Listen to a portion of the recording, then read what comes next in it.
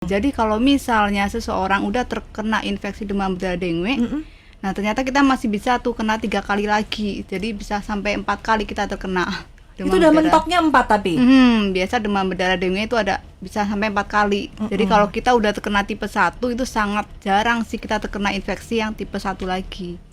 Oh gitu. Jadi dia pasti ada berbeda tipe begitu ya. Saya baru dengar ini.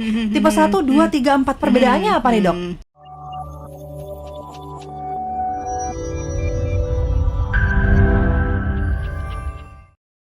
Sebenarnya demam berdarah ini kita sebutnya dengue atau denggi sih, dengue fever. Nah, kalau bahasa awamnya sih biasa kita kan sebutnya DBD ya. Betul.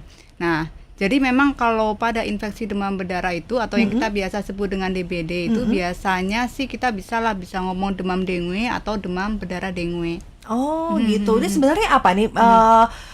Dia digigit nyamuk, tiba-tiba muncul bentol-bentol yang banyak dan bisa sampai fatal gitu, Dok. Nah, jadi infeksi demam berdarah dengue atau yang biasa kita sebut dengan DBD itu sebetulnya adalah infeksi virus akut yang penularannya itu melalui si nyamuk ya. Jadi penyebabnya itu sebenarnya itu virus, bukan si nyamuk tuh yang menjadi penyebab. Nah gitu. Oke. Nah sebetulnya kalau infeksi demam berdarah dengue itu Ya.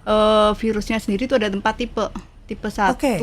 tipe 2, tipe 3, dan tipe 4. Nah, jadi kalau misalnya seseorang udah terkena infeksi demam berdarah dengue, nah ternyata kita masih bisa tuh kena 3 kali lagi. Jadi bisa sampai 4 kali kita terkena demam Itu udah berdarah. mentoknya 4 tapi.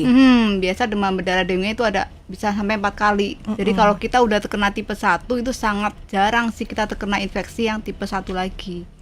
Oh gitu. Jadi dia pasti ada berbeda tipe begitu ya. Saya baru dengar ini. Tipe 1, 2, 3, 4. Perbedaannya apa nih, Dok? Sebetulnya sih sama sih dari gejala itu sama. Cuma biasa kalau udah terkena tipe 1 kita jarang sih terkena infeksi lagi.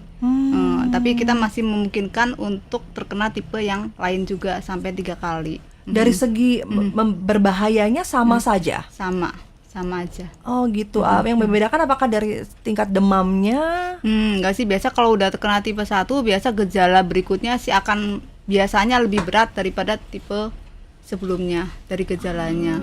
Oke. Nah, biasanya emang kalau demam berdarah itu sebenarnya ada infeksinya tuh ada 3 tuh. Infeksi demam dengue, demam berdarah dengue, sampai yang kita sebut expanded dengue syndrome. Nah, biasanya kalau demam dengue itu gejalanya itu lebih ringan daripada demam berdarah dengue. Biasa kalau demam berdarah dengue itu biasa udah ada kebocoran pembuluh darah, Waduh. sampai hematokritnya naik, bisa sampai pasien dalam keadaan sampai shock. Makanya kita mesti waspada. Hematokrit itu apa, Dok?